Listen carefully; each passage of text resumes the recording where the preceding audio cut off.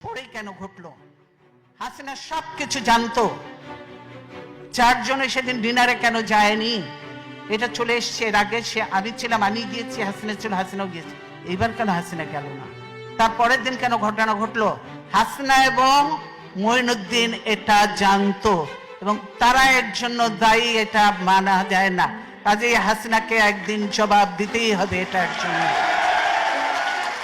57 জন, হ্যাঁ আমি ক্ষতিগ্রস্ত হয়েছি, আমার ছেলেদের ইয়ে হয়েছে, তারপরেও আমি বলবো 57 জন ভালো ভালো অফিসার কিভাবে মারা হয়েছে তা চিন্তা করা যায় না।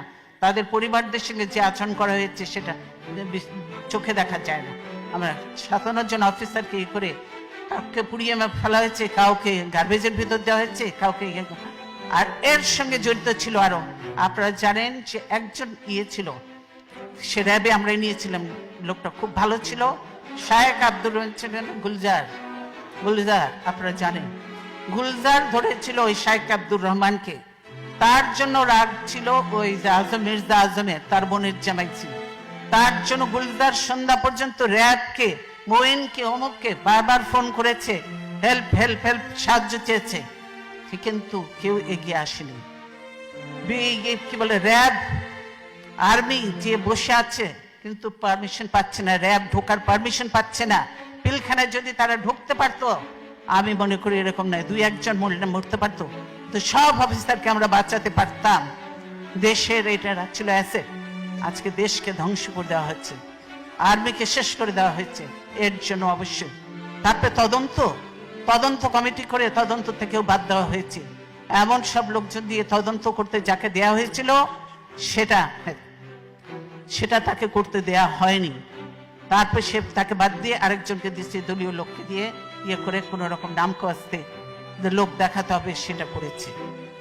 কে করেছে? তাদের লোক। এইটা বুঝতে পারছেন। কাজে বিডিআর ঘটনার সঙ্গে হাসিনা এবং মঈনুদ্দিন সরাসরি জড়িত। তারা এদেরকে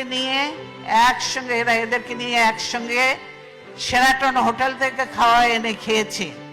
তাদের যে তখন একজন ছিল, কি ডিডিজি ছিল না কি ছিল, কি না তৌহিদ, দিয়ে গেছে, একসঙ্গে খাওয়া দাওয়া করেছে, সবকিছু করেছে, ভালো কাজ করেছে, বাবা দিয়ে পাঠিয়ে দিচ্ছে। এই হলো অবস্থা। কাজে বর্তমানে যে জঙ্গি তোলা হচ্ছে বিদেশিদেরকে ভয় দেখানোর জন্য, যে এই দেখো আমি ক্ষমতা থেকে গেলেন এই দেশে জঙ্গিদের উত্থান হবে, এই দেশে এইভাবে মানুষ হতে হবে, এই হবে। সেই জন্য তারেক বলেছে, আমি আর বলবো না, এই যে বলেছে, আমি শুধু ছবিটা দেখাতে চাই, অ্যালার্মিং কথাটা, অ্যালার্মিং, হ্যাঁ ছবি দিয়েছে, মানব ছবি বুঝেছেন। বলছে কি, সিজারকে গুলি করা হয় কাছ থেকে, বন্ধ ছিল সড়ক বাতি বন্ধ ছিল কেন? তার জন্য দায়ী কি বিএনপি? সরকার দায়ী হতে হবে। কেন ছিল? ডিপ্লোম্যাটিক এরিয়া ওটা, সেখানে বাতি বন্ধ থাকার কথা নয়, বাতি বন্ধ থাকা। আর এখানে জড়িয়ে দিল বিএনপির সেই আমাদের কাইয়ুমকে জড়িয়ে দিল, যে কাইয়ুম মোটেই না। এই হলো মিথ্যা। হাসিনা মিথ্যা কথা বললো, মানে প্রতিনিয়ত হাসিনা মিথ্যা কথা বলছে এবং মানুষের উপরে অত্যাচার চালাচ্ছে। তাই আমরা বলতে চাই, আল্লাহ আছেন, আল্লাহ অবশ্যই দেখছেন, আল্লাহ বিচার করবেন। সাংবাদিক আজকে মাহমুদুর রহমান জেলে অপরাধবিহীন, তারপরে সাগর রুনির কোনো বিচার আজ পর্যন্ত হয়নি। শওকত মাহমুদ জেলে, প্রেস ক্লাব আজকে আওয়ামী লীগের দখলে। এখন সুপ্রিম কোর্ট বারও দখলের চেষ্টায় আছে, বার কাউন্সিল তো কোন রকম করেছে, ওটা নিয়েও একটা ভেজাল লেগে আছে। এই হলো অবস্থা। সব দলীয়করণ আর দখলীকরণ চলছে, জমি জায়গা থেকে আরম্ভ করে। সেই বাংলাদেশ এখন মুসলমান, হিন্দু, বৌদ্ধ, খ্রিস্টান কোন ধর্মের মানুষ নিরাপদ নয়। এবং যত দুর্ঘটনা ঘটছে তার সঙ্গে হাসিনা এবং আওয়ামী লীগ সরাসরি জড়িত, এবং তার পুলিশ বাহিনী, পুলিশ এবং র্যাব এরা জড়িত। তাই আমি বিদেশিদের কাছে আহ্বান করব, এই র্যাবের ইউএন মিশন বন্ধ করতে হবে, র্যাবকে বন্ধ করে দিতে হবে। র্যাবকে যে গুলি টুলি সাপ্লাই দেওয়া হয় এগুলো বন্ধ করতে হবে, নাহলে বাংলাদেশের নিরীহ মানুষরা মরবে, বিদেশিরাও মরবে, এবং এগুলো সব বন্ধ করতে হবে। র্যাব পুলিশ এদেরকে, পুলিশ এই দেশে দেখেছি পুলিশরা হলো জনগণের সেবক, জনগণের নিরাপত্তা দেয় এরা, অথচ বাংলাদেশের পুলিশ জনগণকে ধরে নিয়ে যে ঘুষ নেয়, না হলে গুলি করে হত্যা করে জঙ্গলে ফেলে দেয়। এই হলো বাংলাদেশের পুলিশের অবস্থা। কাজেই আমরা খুব একটা খারাপ সময়ের মধ্যে দিয়ে বাংলাদেশ যাচ্ছে, আমরা অত্যন্ত কষ্টের মধ্যে আছি। তারপরেও আমি এতদিন গণতন্ত্রের জন্য সংগ্রাম করেছি, এখন অনেক বয়স হয়েছে, তারপরেও বিশ্বাস আছে, আস্থা আছে, আল্লাহর উপর বিশ্বাস আছে এবং আল্লাহর রহমত আছে। গণতন্ত্রের শেষ লড়াই পর্যন্ত আমি চালিয়ে যাব এবং দেশে গণতন্ত্র প্রতিষ্ঠা করে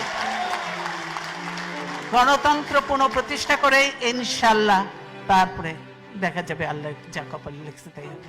তাই আমি আপনাদেরকে অনেকদিন পর দেখা হলো, আবার কবে দেখা হবে জানি না, কিন্তু বলতে চাই আপনার প্রবাসে থেকে বাংলাদেশে কারো কথা বলার কোনো সুযোগ নয়। কোন সাংবাদিক কিছু লিখতে পারে না, ধরে নিয়ে চলে যাবে, মামলা দিয়ে জেলে ভরে দিবে, কেউ পারে না। যা দুই চারটা কথা আমি বলি, ধরলে ধরুক, কিছু আসে জানে ভয় পাই না।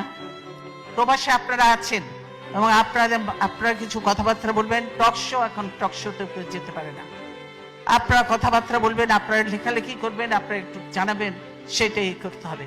কাজে প্রবাসে আমরা বলি যে আপনার সোশ্যাল মিডিয়াটাকে আপনারা বেশিভাবে কাজে লাগান, এটাকে কাজে লাগান এবং এটা দিয়ে যেমন মিশরে সেই কি স্প্রিং রেভলিউশন হয়েছিল, বাংলাদেশেও এটা দিয়ে রেভলিউশন করা সম্ভব এবং গণতন্ত্রকে ফিরিয়ে আনা সম্ভব।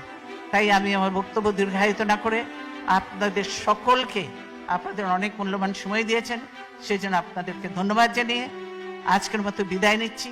ইনশাল্লাহ ভবিষ্যতে আল্লাহ যদি জীবিত রাখে তাহলে আবার দেখা হবে। ধন্যবাদ।